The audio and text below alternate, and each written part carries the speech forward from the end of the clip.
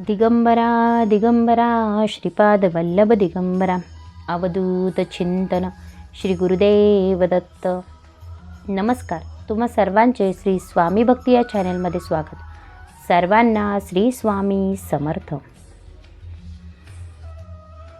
मार्गशीर्ष गुरुवारी अमावस्या आहे आणि या अमावस्ये दिवशी आपल्याला दान करायचं आहे. कोणत्या वस्तू आपल्याला दान करायच्या आहेत आणि या का दान करायच्या आहेत याविषयीची माहिती आजच्या व्हिडिओच्या माध्यमातून सांगणार आहे. आपण जर माझ्या चॅनलवर नवीन असाल, व्हिडिओ पहिल्यांदाच पाहत असाल तर नक्की माझ्या चॅनलला पहिल्यांदा सबस्क्राईब करा आणि जवळ बेल आयकॉन नक्की प्रेस करा. म्हणजे आपल्या चॅनलवर जेव्हा नवीन व्हिडिओ अपलोड होतील तेव्हा त्याचे नोटिफिकेशन तुमच्यापर्यंत येत राहील. व्हिडिओ स्किप न करता अगदी शेवटपर्यंत नक्की पहा. अमावस्या म्हटलं की बऱ्याच लोकांच्या मनामध्ये भीती आहे की अमावस्याला नको. तर लक्षात घ्या, अमावस्या ही वाईट नाही. आपण अमावस्याला लक्ष्मी मातेची सेवा करत असतो. माता लक्ष्मी अखंड आपल्या घरामध्ये वास करावा यासाठी आपण सेवा करत असतो. तर उद्या आपल्याला अमावस्ये दिवशीच आपल्याला दानधर्म करायचा आहे. अमावस्या ही बुधवारी रात्री 8:52 लागते आणि गुरुवारी ही 5:30 नंतरनं संपणार आहे. तर याच दिवशी आपल्याला आपल्या जी काही आपली ऐपत आहे त्या पद्धतीने आपल्याला दानधर्म करायचा आहे. सर्वश्रेष्ठ जे दान आहे हे आपण जे अन्नदान करतो हे सर्वश्रेष्ठ दान आहे, लक्षात घ्या. तेव्हा आपल्याला दानधर्म अवश्य आपल्याला अमावस्येच्या दिवशी करायचं आहे. आता गुरुवार आहे त्याचबरोबर आपल्याला त्याच दिवशी आपल्याला हे दान करायचं आहे. दान करत असताना एक काळजी घ्यायची आहे, ज्याच्याकडे सर्व गोष्टी आहेत त्याला आपल्याला हे सर्व गोष्टी दान करायच्या नाहीत.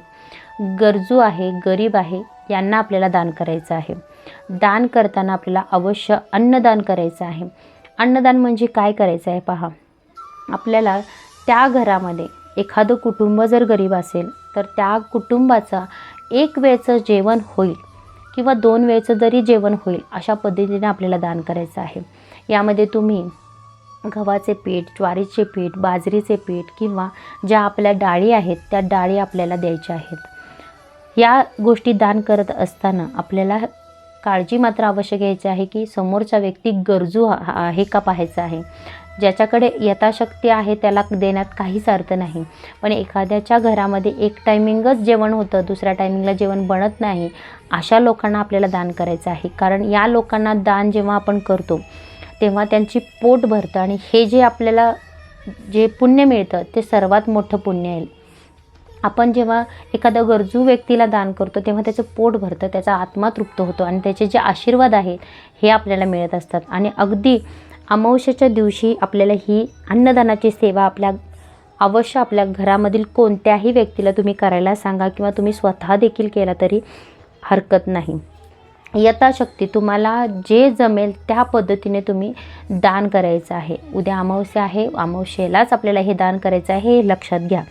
ज्यांना पितृदोष आहे, बघा बऱ्याच पत्रिकेमध्ये बघितल्यानंतर सांगितले जाते की तुम्हाला पितृदोष आहे, लग्न जमत नाही, घरामध्ये वारंवार भांडण किंवा आजारपण, कटकट या जेव्हा गोष्टी घडायला लागतात तेव्हा त्या घराला पितृदोष आहे असं सांगितलं जातं.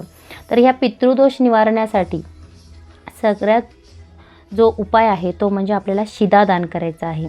त्याच्यामध्ये शिदा आपण जो बांधलेला असतो हा शिदा एखाद्या गोरगरिबाला नेऊन द्यायचा आहे. मदत करताना तुम्ही सढळ हातानं मदत करा, चांगल्या मनाने करा. चांगले जेव्हा आपली कर्म असतात, मनामध्ये कोणताही किंतु परंतु विचार न आणता जेव्हा आपण मदत करतो एखाद्याला त्याचंही आपल्याबरोबर चांगलं व्हावं ही जेव्हा आपली भावना असते तेव्हा नक्कीच आपल्यापर्यंत ज्या काही चांगल्या गोष्टी आहेत या देखील आपल्यासोबत होत असतात. ज्या काही अडचणी आहेत या देखील अडचणी दूर होतात. ज्यांना पितृदोष असेल त्यांना पितृदोषातून नक्कीच मुक्तता मिळेल. तर आपल्याला आवर्जून उद्या गुरुवार आहे, गुरुवारच्या दिवशी तुम्ही या गोष्टी आपल्या दान करायच्या आहेत. तुमच्या पद्धतीने तुम्हाला जमेल त्या पद्धतीने तुम्ही दान धर्म करा. तुमच्या एक वेळ सेवा कमी झाल्या तरी चालेल. तुमच्या ज्या काही गोष्टी आहेत तुम्ही दिवसभरामध्ये करतात, सेवा किंवा दुसऱ्या काही गोष्टी करतात, त्यापेक्षाही जेव्हा तुम्ही एखाद्याला गरजू व्यक्तीला जेव्हा मदत करता तेव्हा तुमचे कर्म चांगले होतात आणि तुमचे जे आधीचे जे कर्म आहेत, जेव्हा तुम्ही चुकून तुमच्याकडनं काही चुका झाल्या असतील तर त्याचे जे आपल्याला कर्म आहे हे कमी करण्यासाठी, कर्मफळ आपलं कमी करण्यासाठी या गोष्टी आपल्याला खूप महत्त्वाच्या आहेत. तर तुम्ही अवश्य आवर्जून जे जमेल त्या पद्धतीने तुम्हाला उद्या दान करायचं आहे. तुमच्या पद्धतीने आपण खाऊन पिऊन सुखी आहोत, आपल्याला 2 टायमिंग जेवण मिळतं, पण एकेकाच्या घरी जेवण देखील भेटत नाही. तुम्ही काहीही तुम्हाला ज्या पद्धतीने जमेल त्या पद्धतीने दानधर्म करा, कारण दानाला खूप महत्त्व आहे. तुम्ही कोणतं दान करता, काय दान करता, त्याच्यापेक्षा तुम्ही किती स्वच्छ मनाने दान करता याला देखील खूप महत्त्व आहे. त्यामुळे तुमच्या पद्धतीने तुम्हाला जमेल तेवढंच तुम्ही दान करायला हरकत नाही. असं काही नाही की तुम्हाला एवढंच नेऊन द्यायचं आहे, तेवढंच नेऊन द्यायचं आहे.